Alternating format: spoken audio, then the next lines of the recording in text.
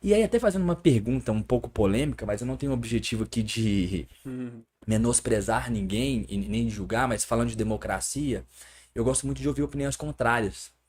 E eu escutei durante muito tempo pessoas assim, a democracia não faz sentido, não é justo. Mas por quê? Gostei do primeiro pensamento, mas vão entender por trás. E aí trouxeram a ideia do seguinte: tem pessoas que não fazem o dever de casa, que não estudam, que são influenciados por qualquer coisa, que R$ 50 para levantar uma bandeira, eu já vou votar ali, ou até fala que vai votar e não vai votar, não estão preparadas. Então esse ambiente democrático do peso igualitário, e não mais às vezes uma equidade Uhum. do que a pessoa está fazendo, estudando, percurso, buscando informação.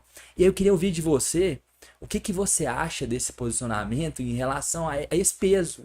Se faz sentido, se não faz, porque eu achei muito interessante refletir, pô, realmente, se a pessoa não faz nada, não lê nada, não tem o menor interesse, é influenciado por qualquer partido, ou pelo ódio, pela raiva, ou pela rede social que não gosta daquela pessoa, aí quer criticar e gera aquele conflito. Até que ponto a democracia de fato me fez refletir, abrir a mente? Eu sei, eu não tenho ainda o martelo, mas a reflexão é muito legal. O que você pensa? Como é que a gente pode conversar sobre isso?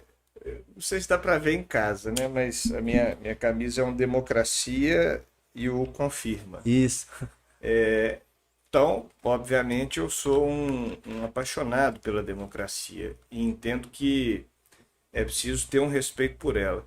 Mas nessa linha provocativa, eu lembro de ter dado muita risada, mas ao mesmo tempo ter ficado muito desesperado. Depois das últimas eleições, um dos institutos, se não me falha a memória, o Datafolha, fez uma pesquisa que a pergunta era: você aprova o regime democrático? Você aprova a democracia? Eu fiquei pensando, mas pera lá, se não aprovar, qual é a outra opção? Qual a estrutura? Nesse contexto, eu também fiquei pensando, é, quando você suscita, é quase como se você fizesse uma pergunta: é correto ser ético? Mas veja bem, se a pessoa votar não, ou se ela defender que não, às vezes, quais são os limites, né? E a democracia, ela, sobretudo, eu gosto muito de um historiador, Tocqueville. Ele, para mim, resume a democracia como poucos. É um sistema que, para ser saudável, precisa de vigilância permanente. Então, você não pode abaixar a cabeça ou você não pode desassistir a democracia em hipótese alguma, porque senão os dois passos subsequentes serão o seu enfraquecimento e o seu esgotamento. Tudo aquilo que é abandonado é enfraquecido e é extinto pela natureza. Então ele pensa isso sobre a democracia e eu sou uma pessoa que entende a lógica da mesma forma. Se a gente deixar de ter vigília, a democracia, a gente tem problemas. Eu penso que a classe política em geral e as instituições já tem quem os aplaudam e Montesquieu criou uma tripartição de poderes que ela se sustenta. Então eu penso que o papel da cidadania ativa é fiscalizar. E é um papel desgastante. Vou te dar um exemplo pessoal, né? No governo Dilma, eu lembro que em 2014 eu fiz um estudo cujo título era Por que não votar em Dilma Rousseff? Então ali eu já dizia, bom, se eu era honesto com quem leria o texto, você vai ler, eu estou dizendo por que não votar nela.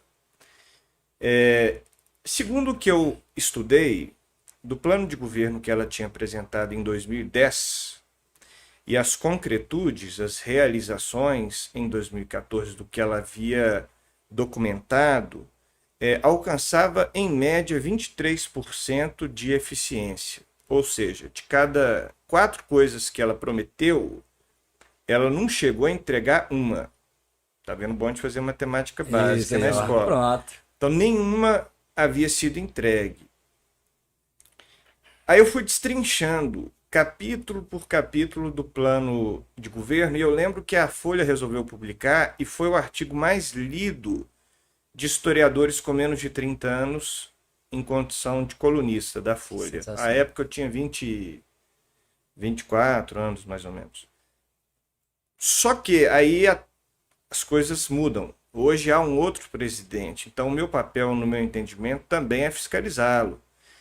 Então, se aquele momento, pelo público, eu era visto como alguém, talvez de centro-direita ou de direita, pelo antagonismo a então presidente da ocasião, hoje eu sou visto da forma contrária, porque eu sou antagônico a quem está no poder a partir do momento que eu me coloco a função de fiscalizá-lo. E todo mundo erra. E todo mundo erra o tempo todo. E acerta o tempo todo. Só que um presidente, quando erra, você precisa ter precisão no diagnóstico para que as soluções sejam mais equilibradas e qualitativas, sofisticadas. Se você erra o diagnóstico, você tem um problema raiz ali, que as coisas não vão se desenvolver. Então, quando você traz esse pensamento de democracia ser algo complexo, eu vou te dar 3 exemplos curtos de vezes que eu errei. Mas teve uma que eu acertei que eu fiquei também orgulhoso. 2014, eu tinha praticamente certeza que a Marina Silva avançaria para o segundo turno. Porque havia tido um acidente. O brasileiro é muito comovido por tragédias. E ela era vice de um candidato que sofreu um acidente aéreo, morreu, né? Sim, o Eduardo Campos. E na semana subsequente, nas próximas semanas, ela empatou com a Dilma e chegou a ultrapassá-la. E o tempo era de 3 semanas para as urnas. Falei, bom, não tem como o Aécio alcançar nesse prazo. O segundo turno está decidido e acho que a Marina vai com chances fortes. Mas o marketing político à época, que é também uma ferramenta do mundo democrático bastante complexa, pode ser tóxica e ácida ou pode ser construtiva e assertiva. Resultado, a Marina não avançou. Nesse ponto queria chegar. 2010, se as pessoas forem pesquisar, no primeiro semestre, o Serra estava muito à frente da Dilma. A Dilma não tinha um passado político, no sentido de mandato. Ela era uma ministra que nos 8 primeiros anos de mandato era muito relegada a um segundo plano, só na véspera que veio a ter algum protagonismo. Então, pelas pesquisas de primeiro semestre de 2010, era uma certeza que era uma impossibilidade a Dilma ali ter algum espaço de vitória. E eu consentia, eu pensava da mesma forma. 2 equívocos. Em 2018, tudo bem que outros fatores pesaram. Novamente, a comoção nacional ela atuou no episódio da facada, e não falo isso no sentido crítico. Uma facada tem que chocar um país mesmo. É humanamente impossível você não ver um fato como esse e entender que ali a democracia também estava sendo golpeada. Você tinha um candidato, como qualquer outro, deveria ter o seu espaço de fala ininterrupto, e foi interrompido de uma maneira drástica. Mas eu tinha certeza que aquele candidato também não venceria as eleições em hipótese alguma. Mas, em contrapartida, para não dizer que eu só erro, né?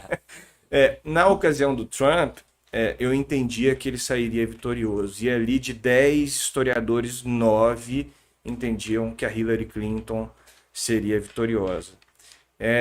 Se eu fosse do mercado de apostas, hoje eu seria uma pessoa com melhores condições financeiras, porque nenhum colega meu, seja da sociologia, da ciência política, da história, entendia que o Trump fosse vencer. De tão volátil que é a democracia e cíclica, né? A Argentina é um exemplo disso, elegeu Macri, um presidente de direita, na sequência Alberto Fernandes e a Kirchner como vice, à esquerda, num espaço de 4 anos, né? Num espaço de 4 anos, o Brasil elegeu alguém que lutou contra a ditadura, e aqui eu não estou fazendo prós ou contras. Sim, perfeito. E 4 anos depois, alguém que entende que o regime ditatorial teve virtudes. O que eu quero dizer assim, uma opinião contrária à que o antecedeu. Então, a democracia ela é, sobretudo, uma construção e uma desconstrução muito rápida, curto prazo, ágeis, e surpreendentes. Para fechar esse raciocínio, o cara mais votado da história dos Estados Unidos se chama Joe Biden. O segundo cara mais votado da história dos Estados Unidos, de todos os tempos, em quaisquer conjunturas, se chama Donald Trump. E na mesma eleição. Não estamos falando de eleição diferente. Ou seja, se tira o Biden, o Trump é a maior figura em termos de votos da história, o maior fenômeno eleitoral. Só que teve o Biden, que nem entendo como um fator Biden, entendo como um fator anti-Trump. Mas o pró-Trump foi uma força política tão relevante quanto, porque é a segunda mais forte da história dos Estados Unidos. Então a democracia, eu finalizo esse raciocínio dizendo que mais do que construção e desconstrução, ela é instigante. Por isso eu estudo com muito fervor. Eu acho que eu penso, entendo, compreendo, mais do que um achismo, que a democracia ela mobiliza quem se dispõe a acompanhá-la porque ela é fascinante. Sim. Ainda sobre a democracia, é porque é interessante, Rafael, por exemplo, você citou que alguns erros, né? Teoricamente erros que você teve, mas você constrói uma linha de raciocínio muito forte por trás, que tá ok errar. Que é o que você falou também, tipo assim, quando a gente vai errar. Desde que a gente vote um candidato que talvez para mim não é bom, mas desde que você cria uma linha de raciocínio, foi o que você disse, que vai validar esse voto seu, tá tudo bem. O que eu acho que o Dado até falou também a respeito, o que é um pouco assustador é a base forte, que eu acredito, não sei em quanto a números, mas assim, de eleitores que vendem um voto por R$50. Sabe? Aí essa democracia talvez que você fica influenciada. Fora a questão de... e aí já entrando no presente, né? Que é muito real que os extremos, eles quase sempre estão à frente. E os extremos, eles têm um marketing, tem todo aquele clamor e pouca estrutura de debate, por exemplo, que a gente pode falar sobre a opinião, que não é construtivo, que as pessoas não falam das ideias. Por que tá fazendo isso? Como que vai fazer isso? E eu chamei pessoas independentes para validar o meu projeto de que é possível. E tem um orçamento diante dessa validação que um independente fez, por exemplo, que seria sensacional, para validar que esse meu projeto é viável. Mas eu preciso desse trâmite legal, que seja na Câmara. Você não tem. O que a gente faz E ó, o Kevin fez aquele negócio lá em 2008, o Pedro deixou de pagar o imposto lá em... Ou seja, desconstrução do próximo e construção zero. E aí a pessoa que já não teve estímulo, não teve formação, não teve nada, fica naquela briga, o que o sentimento tocar, que tiver. E a democracia, os questionamentos que eu comecei a ler sobre esse artigo, eu também sou inicialmente 100% democrático. E era de fazer isso. Inclusive, fazendo um paralelo, eu sou cristão. Eu adoro ouvir ateu. Por quê? Porque ou ele reforça que a minha crença faz sentido, ou eu vou mudar de opinião. Não, eu tava errado esse tempo todo. Então eu sempre gosto de opiniões muito contrárias para aprender, para reforçar. Legal. Então era muito nessa questão, sabe? Da democracia e desse choque, e vem a responsabilidade. Me mostra, poxa, eu vou impactar a vida de milhares de pessoas. E até mesmo de esvaziar de mim mesmo. Por quê? Às vezes eu tenho necessidades, eu tenho interesses, que não vai ser o bem para a maioria, não vai trazer uma equidade para o país, não é igualdade, é equidade, ou seja, aqueles que precisam mais, que é a maneira que eu vejo o mundo, que eu acredito, né, por exemplo, e que às vezes não seja bom para mim, porque eu estou num lado, graças a Deus, pela estrutura, que não vai me favorecer, mas vai favorecer outras pessoas que eu tenho interesse, entende?